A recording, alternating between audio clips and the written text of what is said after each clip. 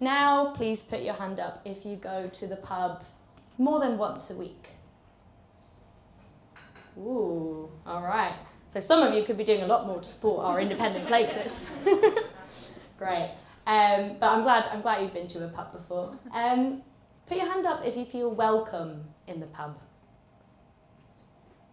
Okay, most of you. Some half hands, that's allowed too. We'll get into why you might not feel as welcome as some other people do. And now to finish off, a real question. So this is multiple choice. At the start of the 20th century, how many pubs were there in the UK? Put your hand, so I'm going to give you the options and then you'll put your hand up. So do you think A, 30,000 pubs, B, 50,000 pubs, C, 100,000 pubs, or D, 150,000 pubs? Hands up for A. I like how optimistic you are, good. Hands up for B, 50,000, couple. Hands up for C, quite a few more. Hands up for D. Oh, I love you guys. Unfortunately not. Oh. I know, that would have been great. No, it's actually C, 100,000 pubs. That's still a really good amount, especially when you consider there were less people, obviously. Now, how many pubs do you think we've got left? Is it A, 20,000, B, 40,000, C, 60,000, or D, 80,000? So A, no one. B, very good. I don't even have to continue. You know your stuff, excellent. So that's quite a big decline, isn't it? Especially again when you consider there's more of us now. And so because of that crisis, really that's the reason why I do what I do. I find it so fascinating that these important places are disappearing, and there's so much history there that gets lost when they do close down. So I'm glad you're all basically in the know already. Maybe I won't tell you anything new today. All right, well, let's get into it. So what is public history? To me, it's how we make sense of the past. There are lots of ways we can do that. Probably the most standard one is in formal educational settings, like schools and universities. Maybe you've done history at GCSE, maybe you have a PhD in history. Whatever it is, that's one place that we encounter history and learning with the past. This one's quite small, this is the London Canal Museum. We also learn history in museums, right? That's another fairly formal setting where we can learn about it. There's books for adults as well as children, of course. Anyone had any of those books of, wonderful women in history when they were growing up? There's video games, of course, where you can learn about the past or maybe even recreate the past or rewrite the rules of the past. There's documentaries and there's mockumentaries, favourite of mine. There's podcasts that might be funny or less funny. There's politics and making sense of architecture and the public space and thinking about who we don't honour and who we do honour and why the politics about remembering, really. So putting that into action. And of course there's Six the Musical. So those are basically all the ways. Of course there's way more. My favourite example is actually public history, is a conversation with your grandma. If she's telling you about her childhood, that's public history right there, right? So that first one, the formal educational setting, is absolutely not the only way that we make sense of the past. And that's what I study really, is every other way in which we engage with the past. For a little bit of theory, because, well, it is a lecture after all. Defining history is really difficult, but this is one of my favourite ways of looking at history by Raphael Samuel, which is thinking about history as an activity rather than a profession. And so he says that actually if we view history in this way, all of us are practicing history, and so history is made by 1,000 hands, right? So it's a really beautiful way of flattening those power structures and getting rid of those power dynamics, or actually being able to see them more clearly by thinking about how actually all of us are making history and making sense of history. History isn't objective, right? History is how we all decide to make sense of the past. So we're all historians, really. So it's great. Everyone with their PhD can go home now. Huh?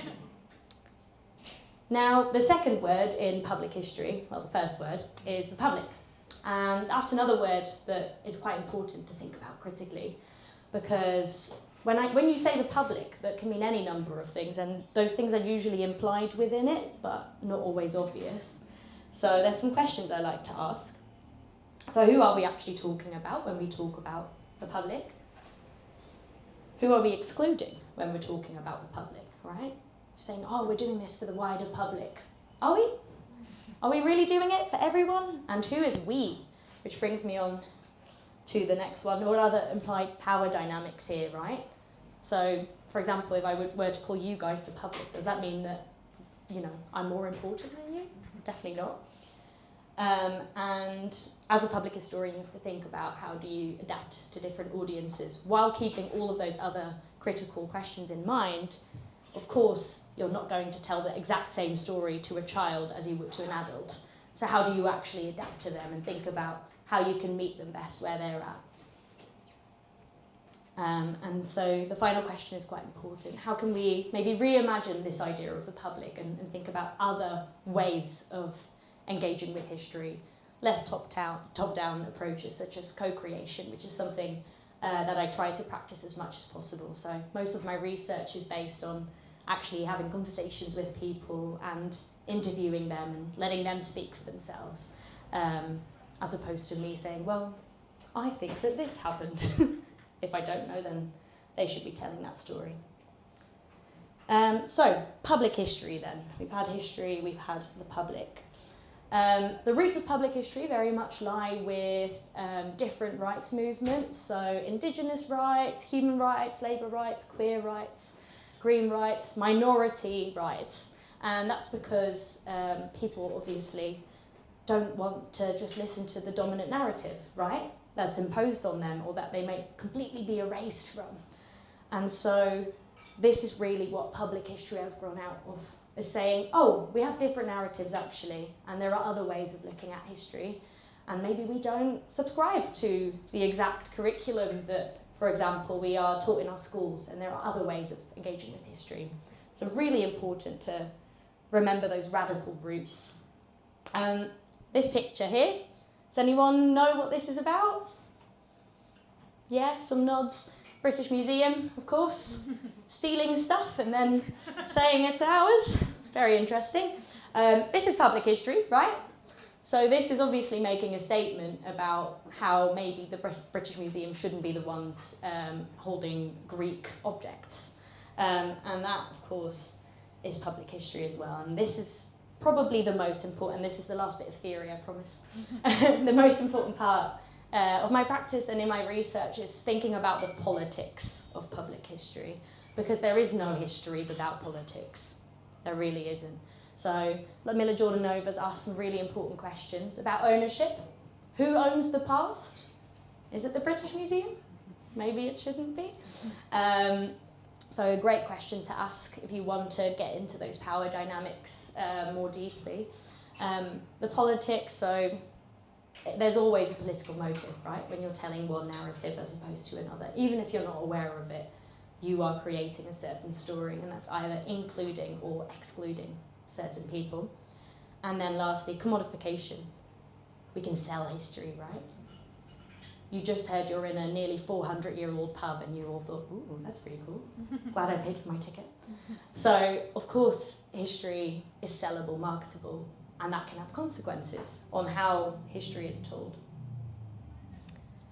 Pub time. Why does public history matter then? When we've got museums, we've got, education, we've got all these other things. Pubs hold so much history too, and I think they've been overlooked a little bit in that sense. So the most important reason for me is that so many of us go to the pub. All right, some of the proper regulars are in the back there, I see you, but everyone here has been to the pub before, right? And you're here today, so it means that this is a place that you go to. And a lot of people will go to the pub and will never set foot in a museum, right? And so that's really important. Well, the public is meant to be at the heart of the pub, of course, clues in the name. And so that's important too. It's a place that revolves around the people who inhabit it, who make it the space, whether they're behind the bar or in front of the bar or even at the microphone or behind the sound system. It's about all of us here, and we are making the pub what it is, right? Pubs are also one of the few remaining third places. So Callum just made a good joke about how maybe in the US, third places are very hard to find now. But this is what we've got, right? So we've got the first place, which is your home, the second place, which is where you go to work, and your third place, which is, for example, the pub, a place where you can socialise, where you don't have to think about, being at work, you don't have those pressures, you're not at home either, and you may even run into people that, you've never met before and have a conversation with a stranger. I know that's something that is a bit scary, but that is the place where you can do that, right? And maybe even relax, place of leisure. Public history allows us to feel connected to communities that exist in the pub now, but also maybe that have existed there in the past. You can get a real sense of history and potentially belonging if you're in a certain pub, right? When you're in the George and you're looking around, maybe you feel connected to legacies of music and that music history that's clearly taken place here for a long time. And finally, public history allows us to understand what these places mean now and have meant to people. When I look at pubs throughout history, I feel like they're almost a microcosm of everything else that's going on in society at the time, right? Are women allowed in pubs or are they not? Well, that's telling me something about where we're at. What kind of pubs are they? Do they have to have a license or not, right? Where are we in terms of capitalism? How important of a value is that in society at this point in time? So it's really incredibly telling about almost everything else that's going on as well. So how do pubs communicate history? Well, have a look around. I think there's a number of ways that you can already spot. So if any of you were really eagle-eyed, you'll notice that the year that the George was built was actually on there. So that's one way, right? And maybe you wouldn't go looking for it, but you might notice it while you're ordering your drink there, for example. Or you may take a sip from your beer and realise it's warm and flat. Well, in that case, you're having a cask ale. And that's a very historic type of beer, right? Because we didn't have refrigeration initially, we didn't have artificial carbonation, and that's why it tastes like that. And so even your drink can transport you back. Those are just a couple of ways. They're spaces of public history. And so they do communicate history, whether that's actively or passively. Some pubs may, go all out on their history and say, 1546 is when this pub was built and Queen Elizabeth I danced around that tree, and look, we've got these old tankards hanging on the ceiling. That's ye old mitre, in case you're wondering. That's one way of doing it, right? But it can be a lot more subtle as well. For example, there could be the drums there and you could think, I wonder, how long they've been there for, or even the toilet graffiti, right? People communicating with each other across time and space. So that means there's varying levels of nuance involved and engagement. One more question. Who's been to a Spoons? Yeah, I knew it. You'll probably know that Spoons love putting a bit of history on their walls, don't they? Yeah. But usually it's one or two lines about something quite big. So they'll lose a lot of the nuance, right, in the history there. There's a pub in Cambridge that talks about the discovery of DNA and Watson and Crick. They completely leave out the important contributions of other people, mostly women, right? Because they haven't got the space to do it. That's what they taught me anyway when I went and asked. Turns out Spoons didn't care so much about historical accuracy. And engagement, again. When I go into a pub, I'm pretty annoying. I obviously want to find out everything about how old that pub is and who lived there and all of that stuff. But not everyone will feel that way, and that's fine too. But you might still come away with a little bit of a sense of history, even if you haven't actively tried to engage with it. So I did a big survey, and most people said that pubs make history more accessible. And they also said that it makes history feel more tangible. So it's a space you can actually go in and be in, right? And have that sip of the warm flat beer, for example. And this might be the most important one. Pubs can make us feel like we're actually participating in the history rather than just spectating, looking at it. If you're in a museum, most museums, you're just looking at something, right? It's very much a one-way interaction. There's an object there and you're looking at it and that's it. There are really fun museums where you can engage with them, but mostly that's what we think of when we think of a museum. Whereas in the pub, that would be weird, wouldn't it? If you're just observing the beers and then you go home. Obviously you're going to try one, right? And you might have a chat with the bartender and you might ask, oh, do you know, when was this pub built or something like that?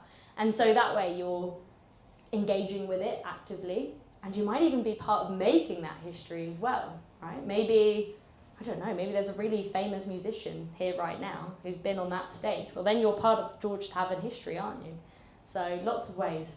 Or recently I did a pub tour and someone on the tour managed to break a piece of glass that had been in this pub for 500 years. Well, he's made history, hasn't he? So there you go. You're part of it, for better or for worse. All right. Now, how do we analyse public history in the pub? If you're wondering, this says, have you drunk water? It's not very relevant. I look at accessibility, commodification, and representation. So we'll get into all of those after I have a sip of my beer.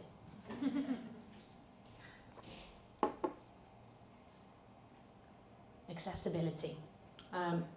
If you are wondering, by the way, most of these photos I've taken, and quite a few of them, if you have a good look around, you'll realise they've been taken in this pub. So this is one of them. So pubs can make history more accessible. There are fewer institutional access barriers to them compared to formal spaces of education. There's so many reasons why someone might not feel comfortable in a formal educational setting, like they might not go to university, or they might not go to a museum or any other formal space. They might not go to a lecture, right? Pubs don't have those same access barriers, mostly. It's a third place, so again, a pub should really feel like an extension of your living room. It should make you feel comfortable. It might not, and there are reasons for that, but that, of course, is what the pub should do. And they allow for accidental history engagement. We've already gone over this a little bit, right? You might happen to see, if you're looking that way, when this pub was built, you might accidentally notice that this pub is called the George Tavern, but outside it also says Halfway House, which is what the pub used to be called, right? Things like that might just happen by accident, making it much more accessible. But, of course, there are things standing in the way of accessibility in pubs as well, and these are a couple of them. So there are access barriers for people with different disabilities. This can vary from pub to pub, but many historic pubs in particular don't have step-free access, for example. They might not be able to offer an accessible toilet. They might be really loud, right? So there are access barriers in that sense. There's a strong connection to alcohol, undeniably so. Of course, you don't have to drink alcohol to be in a pub, but understandably there is still a strong connection there, and that might deter some people from going to the pub. And of course, they're not free. This is a difficult one because, of course, most pubs are actually free to go into, and in fact you'll find if you're a regular somewhere and you come in once and you don't buy a drink, it's probably fine. But there is definitely an expectation that you're going to be buying a drink, right? Or you're there for some other reason that sort of grants you access to the space. Toilets are still often gendered, starting to change, but of course that can be an access barrier as well. And finally, especially people of marginalised backgrounds have reported feeling unwelcome.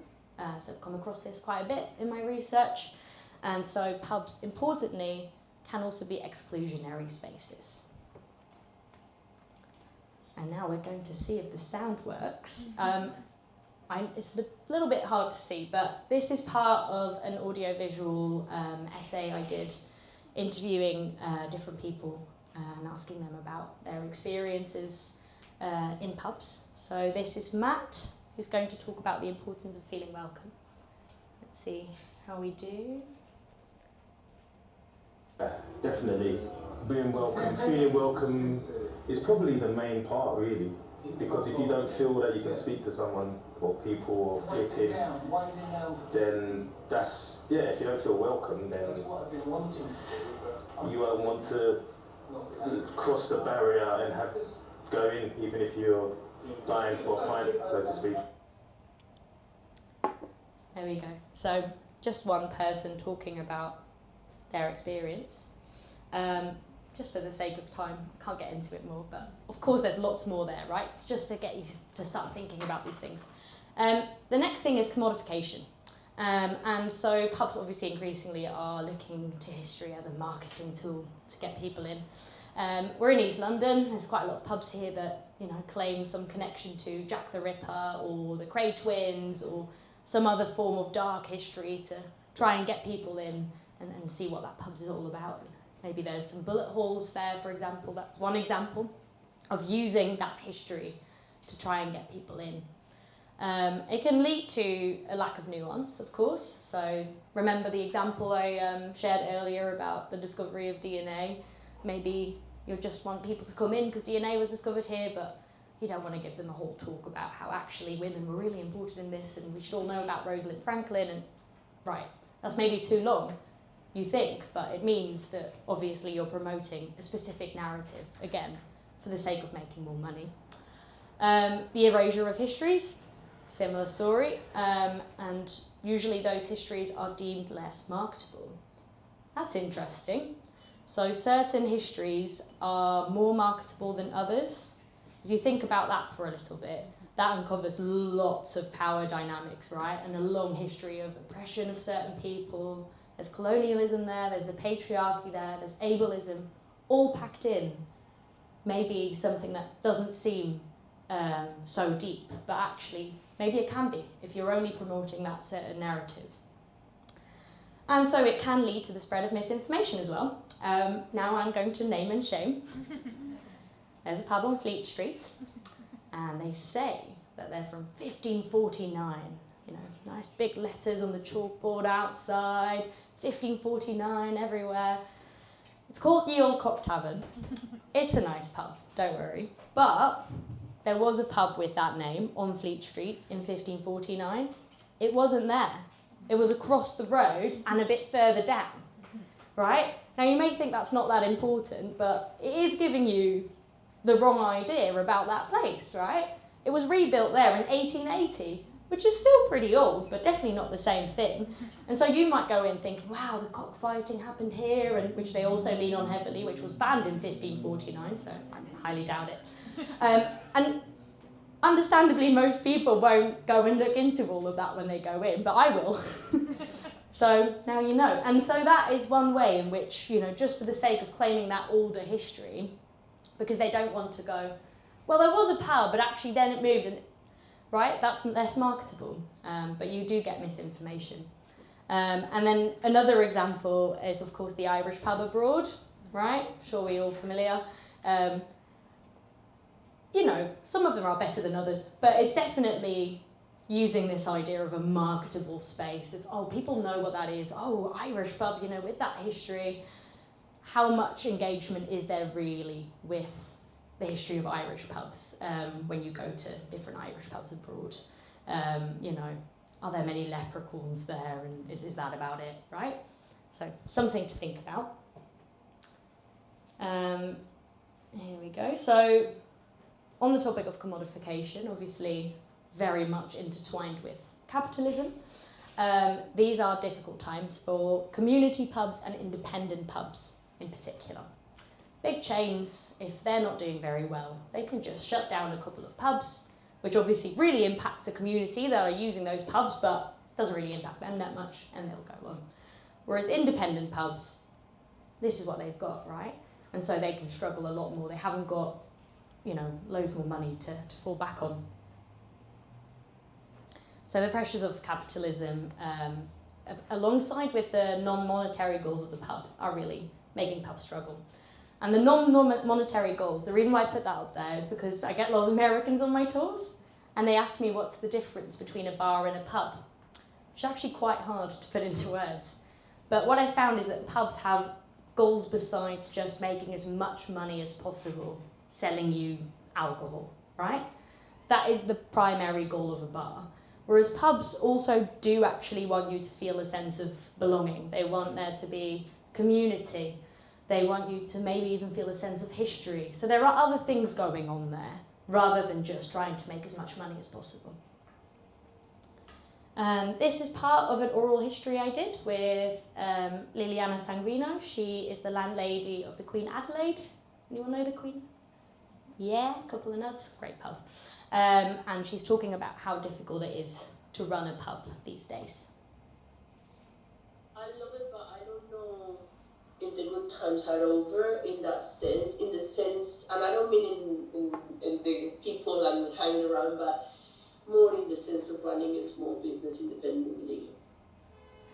All right, so she's worried the good times are over. I hope they're not, right? So maybe we should all go to the Queen Adelaide.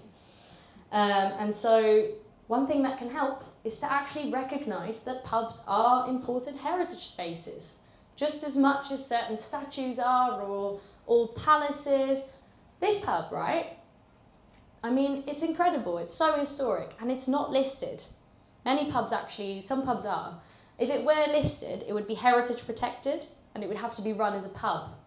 So that's one amazing way of actually recognising the important history here and protecting it. And that includes thinking about, we shouldn't just say, oh, the pub with the most gold and beautiful old stuff in it has to be heritage protected. This is a community pub, for example, right? This is an independent pub. Why doesn't that deserve the same type of protection? Again, gets back to those power dynamics. But it could really help.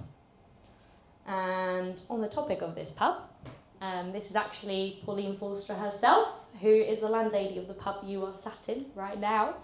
I had the pleasure of doing 3 long oral history interviews with her, all for the archive, so that as much of her stories get preserved.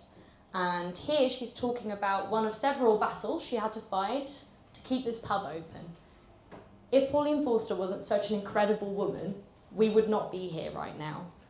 The amount of battle she's faced, developers trying to knock the pub down, everything basically. This was one of her battles and she was at a loss. She thought, they weren't going to be able to save the pub. And that's when I spoke to her about that. And so I thought, okay, this isn't right. How can that be? Didn't even stop to think about it. But I just met Amy Winehouse, so I had a telephone number, she'd given it to me. And so I rang her up and went round to see her with a friend.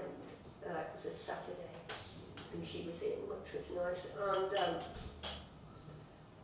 And she said, we told her what was happening, and she said, "I'll get a T-shirt done with Save the George," And so I did. I went back to the pub, rang up Duncan, who had a T-shirt business called Illustrated People, and in Brick Lane.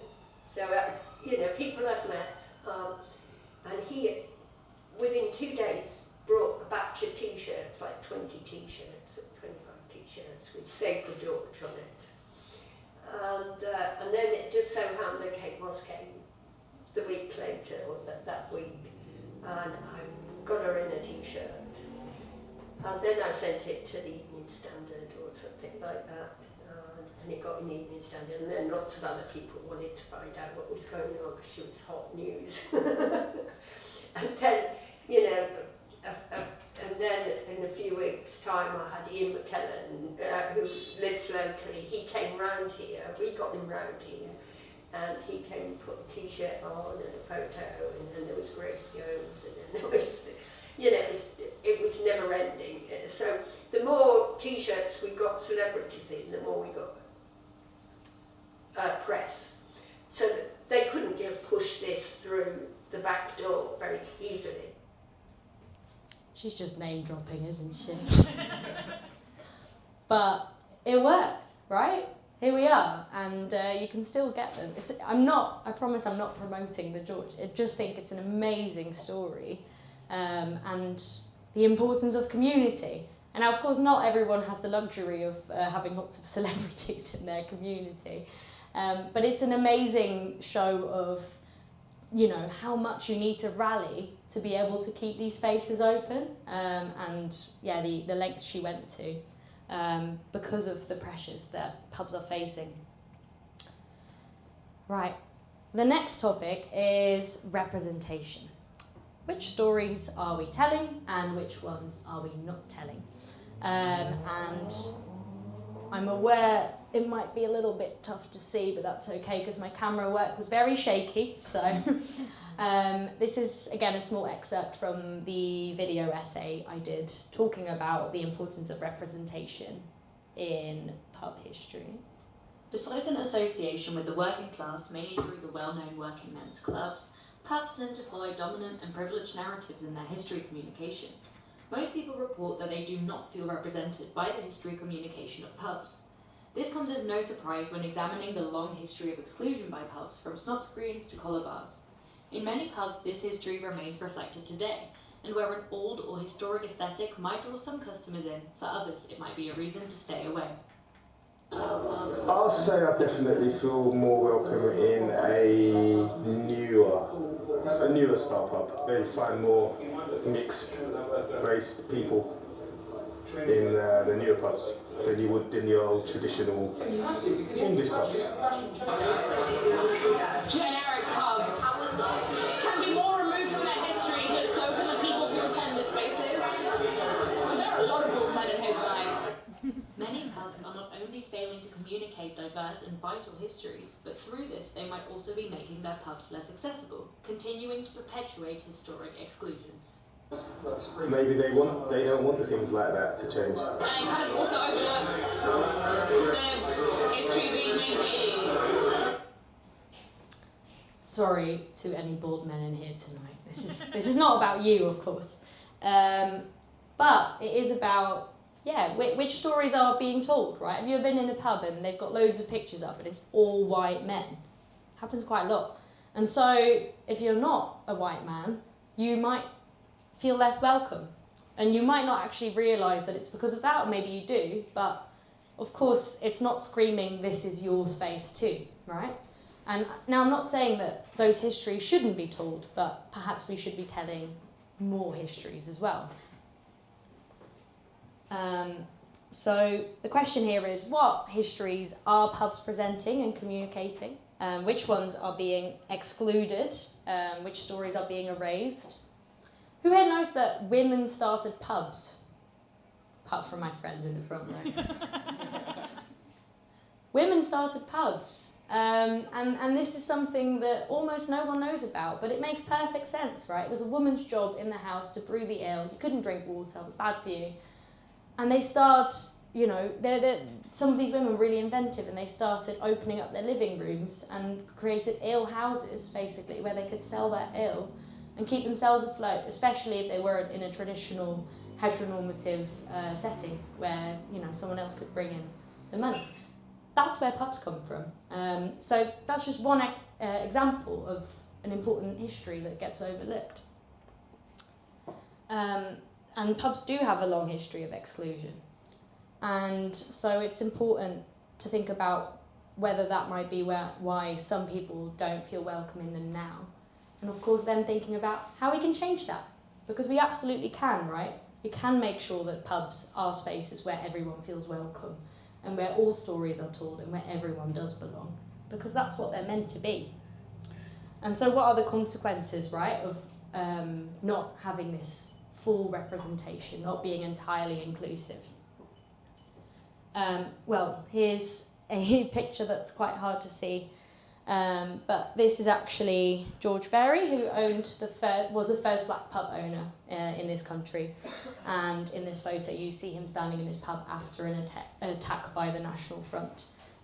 So there's a whole history of people being excluded from traditional pubs. There was the collar bar, which meant that a lot of people were not allowed into traditional English pubs. And so that's why we have so many Desi pubs, for example, Indian-owned pubs, which are celebrated now because, oh, they have great Indian food and they're a great pub. But the reason why they exist is because people weren't let in to the traditional pubs. That's why they're there.